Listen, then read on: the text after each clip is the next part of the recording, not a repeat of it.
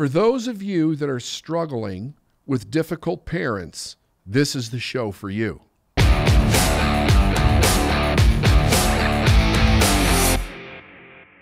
One of the biggest questions, most common questions I get is from individuals that have toxic parents. Parents that are over-controlling, parents that try to direct them in their life, parents that disagree with the choices that they've made. I'm talking about adults now here. And it is a source of great pain for the individual that is dealing with this when it comes to the parents, because we're kind of raised with this idea that, you know, it's like blood is thicker than water. Like, no matter what, because they're family, we have to be loyal to them. We have to keep them in our lives forever. And that raises the question of, is that really true? I mean, is that a value that serves us? And I really don't think that it is. A matter of fact, I think that, and I've talked about this on other podcasts a little bit, the idea that we have to keep anybody in our life that is toxic to us is not it's not a value that we should have. And when it comes to our parents, it is something that people struggle with this so much. What do you do when your parents, where you realize there's some kind of a disagreement with your parents, you try to set a boundary with them, and they break it, and they feel that they have the right to do so because they're your parents, and yet you're a grown-ass adult making your own decisions, choosing to live your life however you want to live it, and they just don't agree with it. Or they do something that they feel that they have the right to do, that they literally don't have the right to do, and you don't agree with it. Yet they refuse to stop because they think that being a parent gives them the right to do or say or behave in any way with you that they want to. I think that's when it comes down to the idea that you have a choice that you have to make in your life. I have never told anybody that they should walk away from their parents. What I have said to people is that it's okay to do so. And it's definitely okay to do so when a relationship becomes toxic. My idea of when a relationship like this becomes toxic is when there is a disagreement, or many disagreements. You try to set a boundary with your parents, and they refuse to respect that boundary. When that happens, we're left with a choice. Do we continue to stay in a relationship with somebody who not only disagrees with us, but disrespects the fact that we're setting a boundary on some kind of behavior, because the behavior is not something that we want in our life? I suppose that you could get into the argument of, is the behavior really toxic? I know that people will argue from the opposite side of this, like from the parent side, that, they should be able to do whatever it is that they're doing. I disagree with. It doesn't matter if it's right or wrong. What matters is that if you're an adult, you have a right to live your life the way that you want to live it. And as long as you're not taking away somebody else's right, then nobody else has a right to tell you how to live your life, at all. And that's really kind of just one scenario. I've heard every kind of scenario you can imagine when it comes to parents being toxic in a person's life. So let's talk about this for now. Let me shift this to a productive aspect. So what do we do with it, right? So I think we have all had the experience and know when our parents are being intrusive or they're doing something that we don't like. And the question then becomes, Is this something that we can deal with? Can we work this out with our parents? Can we come to one of those agreements where we agree to disagree and we can move on with the relationship? If we can do that, I think that's great. I think that's fantastic, because we're not going to agree with everybody. Everybody's not always going to agree with us also. That's just a fact of life.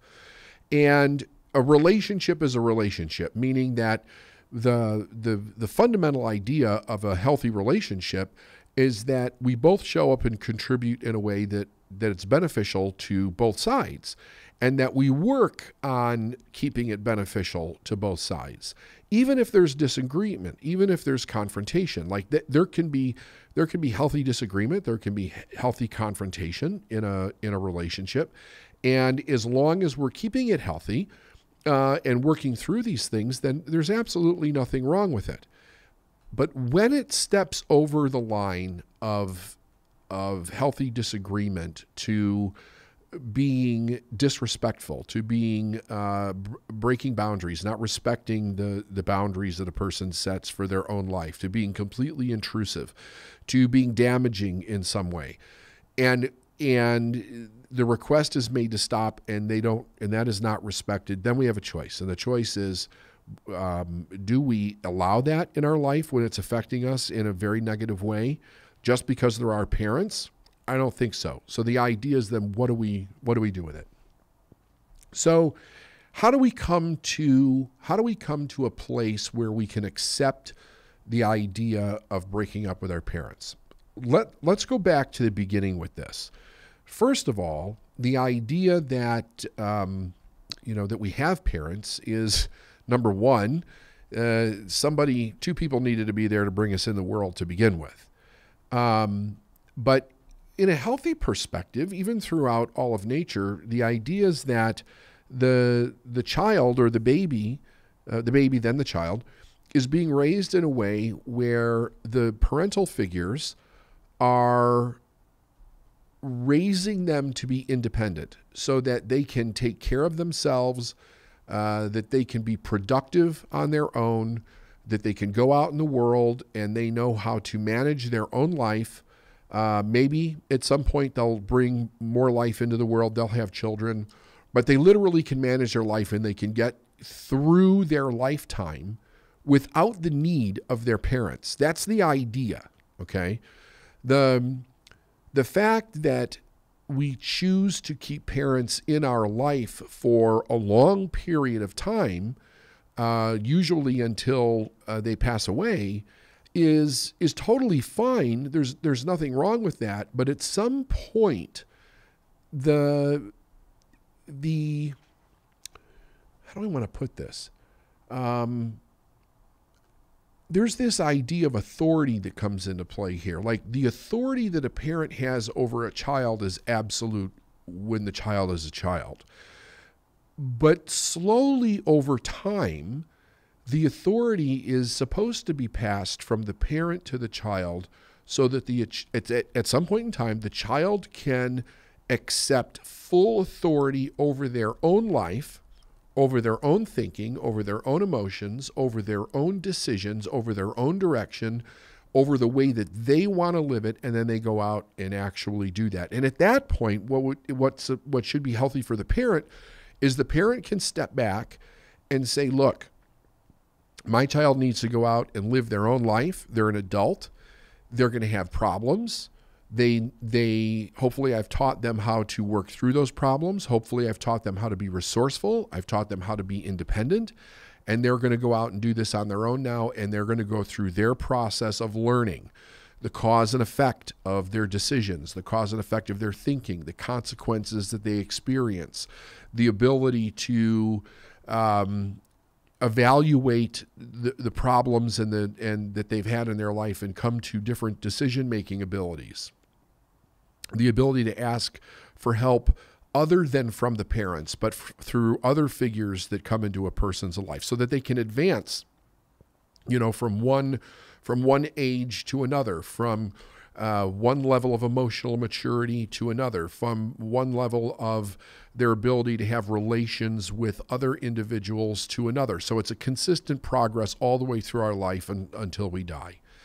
And then When that doesn't happen, what ends up happening is basically this, that sometimes when two people come together and they make a baby, sometimes it's intentional, sometimes it's not. Sometimes the intention behind it starts off with a dysfunction that sets up a series of problems that if it's not corrected, then spills over into this idea of the toxic parent after childhood is done and we're now adults. And here's what this is. When a parent is identifying, they're self-identifying through the child or because of the child, and they're taking on the value system of their own life being what gives me value, or the totality of my value is being a parent, then it's almost as if when the child is growing up and naturally pulling away to become independent, the parent then almost feels as if the child is doing something to them because the parent does not know how to deal with separation. There are many parents that have children where they don't love themselves. They were not loved properly when they were growing up as children. They receive this amazing unconditional love from this little baby that they bring into the world that feels so exhilarating to them that it's almost like a drug because they've never experienced that in their own childhood. And for several years, while the baby is a baby and small, you know, that feeling that you get from that little child it's unbelievable. It's absolutely amazing. But if it becomes our entire world, what do we do when that child moves into their own desire for independence, which happens with every child? Like, as that child gets older, they start pulling away. They want to do things on their own. That's the natural order of things. Generations would cease to exist if that did not happen. Like, we all have to be able to pull away, or we would be so dysfunctional we wouldn't be able to do anything without our parents. And then eventually what would happen is the species would end up dying off because it doesn't have the independence to move from one generation to another. So instead of one generation, instead of a generation becoming stronger as a subsequent generation of the one that came before, it would actually start becoming weaker. And then we would, by the natural progression of things, we would literally become weaker and die out. So the idea is, that we're supposed to become stronger. But from a parent that is not emotionally mature, they end up communicating to this child that in some way the child is responsible for their life. And that can be literal. I've seen it in literal situations where the parent directly says in many ways to the child that the way that they show up in the world, the way that they think, their behavior, they are completely responsible for the parent. That's really a bad thing when that happens. The child will then take on that role. Now, when you start bringing things like shame and guilt into the situation, and a child begins to internalize that on themselves because the parent shames them or guilts them for not putting the parent first, the child grows up in an environment where they don't get to experience individuality. What they're experiencing is that everything that they need to do is for mom or dad or one or the other or both, and that's the way that life is. They grow up for, say, 20 years, the first 20 years in an environment that's extremely dysfunctional, and they don't get to experience that individuality. Everything is about taking care of the parent. The child then becomes psychologically and emotionally deficient as they move into adulthood, and they find it very, very difficult to step away on their own and do anything because they're always seeking a reaffirmation from the parent that it's okay to do anything. And the parent doesn't want them to do anything because anything that they actually do on their own indicates separation, from the parent themselves, which causes great pain to the parent. And then they reinduce shame and guilt onto the adult child in order to try to rein their behavior in so that they'll come back and take care of them. And in many cases, that you'll see that through various different influences, however that may show up, but very destructive problems show up in the adult child. They seek some kind of a solution. They get the message that their parents are actually running their lives from multiple different people. Like maybe they get it through a counselor or a therapist or a coach, or they read it in a book, or they see it, the same scenario in a movie or a story somewhere. And they start to get the idea that, hey, maybe the real core of the problem that I'm going through is this relationship, this toxic relationship that is developed between myself and my parents. And I need to do something about this. But what was passed on to this adult child is that their whole being is about taking care of the parent. Now you have a real difficult situation on your hands because the child has not learned to develop within themselves their own sense of self, their own sense of self-identity, their own sense of who they want to be in the world versus who they need to be, because the parent has, over, like I said, over the period of 20 years or so, has really told them that the only reason that they're here is to take care of the parent. In one way or another, that's the message that was put across.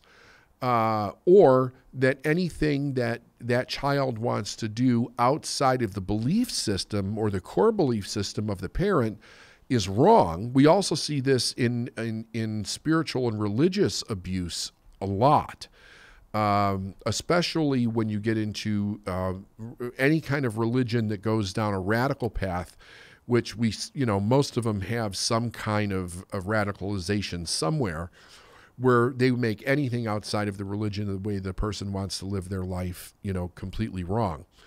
Some of the consequences are absolutely horrendous for children that break away from that. Like there's some religions where they'll be completely ostracized from everybody in the religious community if the child actually breaks away at some point in time. That plays off of the fear of abandonment that was created within the child over the years of growing up, where they really believe that their well-being is directly tied to the parent or the religion or the authority figures that actually brought them up in life. It causes great pain for this child as an adult now to be faced with the decision that they need to walk away from this situation in order to get healthy, because the conflict inside of them is that what keeps them healthy is the parent. When in actuality, it is what's keeping them from growing. It's keeping them emotionally immature. It's keeping them in intellectual deficit. It keeps them from really melding and growing within societal norms and learning how to be independent and to contribute to their world.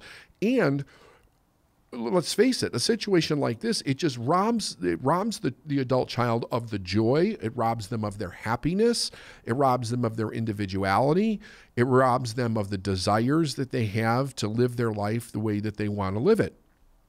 So first and foremost, this adult child needs to understand something very fundamental. It is not normal to stay within the control of the parents all of the child's life. The child is supposed to break completely free of the parents.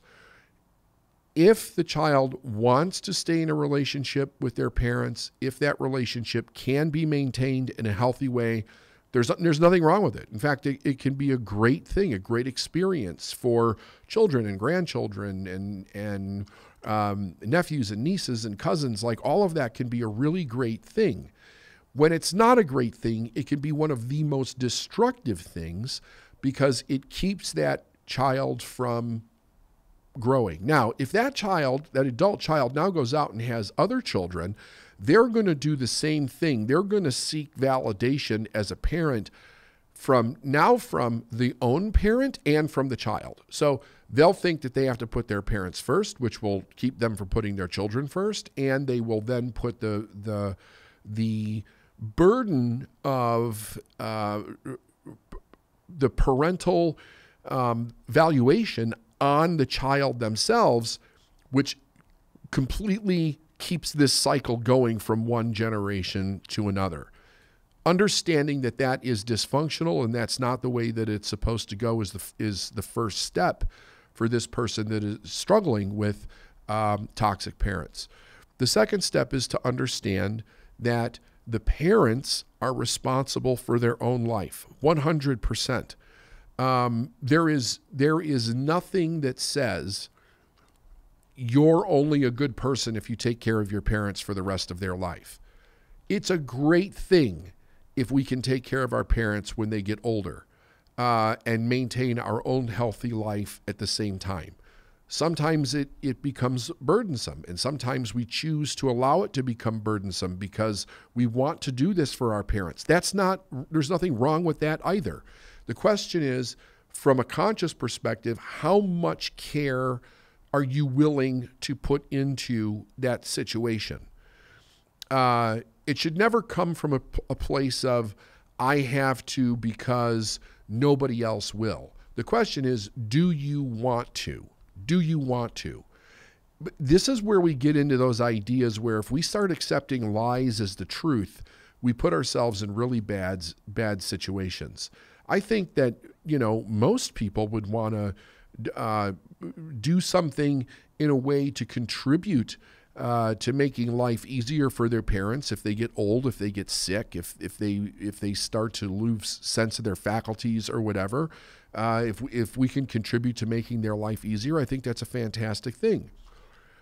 But when we can't, because the parent is literally about destroying their own child's life, then we have to come to the decision of we need to separate. So the responsibility that usually a parent in this situation will use to shame and guilt their children over, which is a repetition, what they'll do is they'll take the situations of their own life.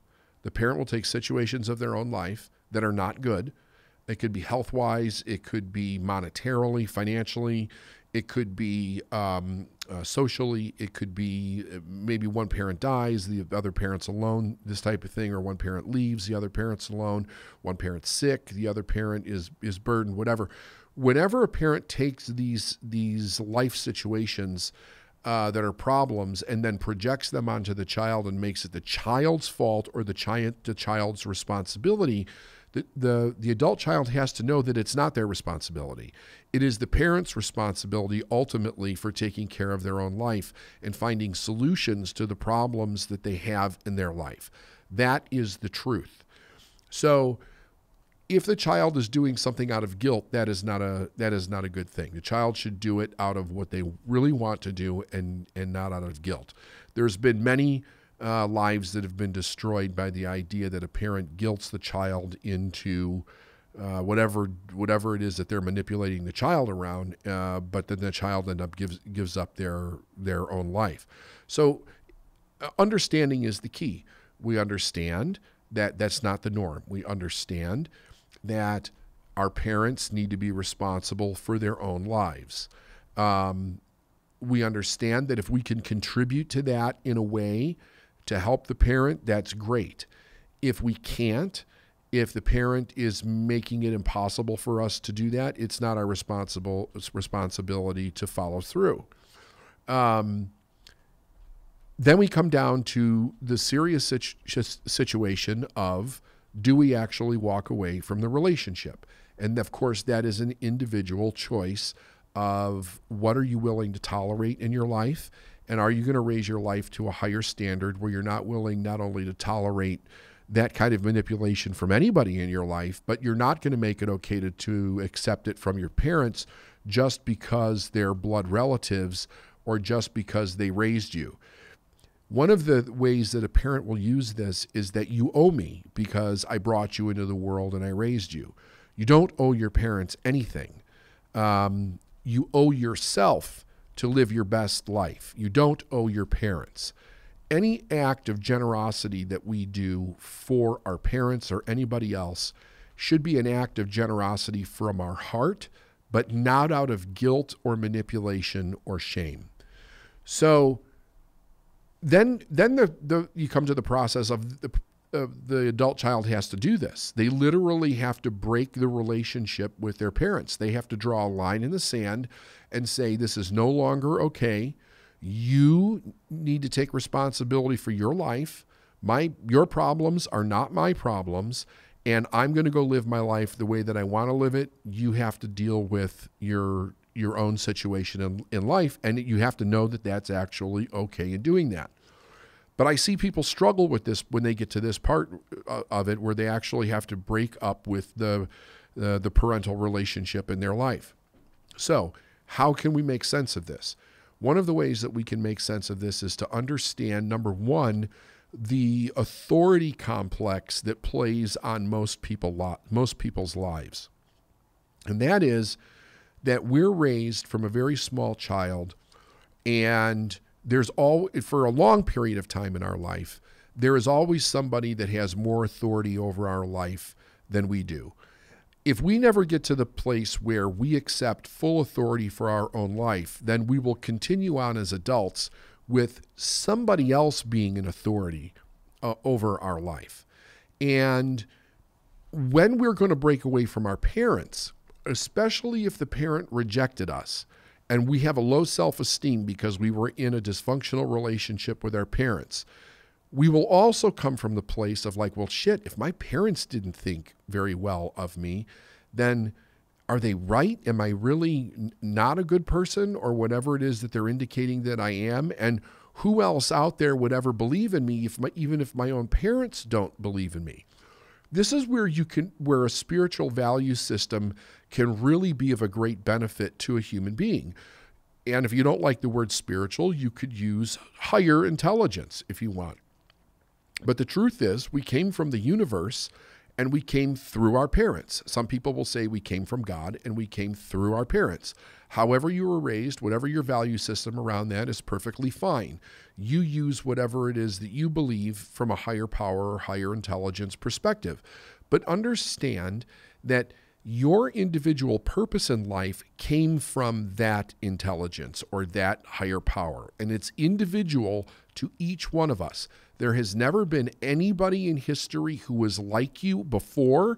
There will never be anybody in history who will ever be like you again.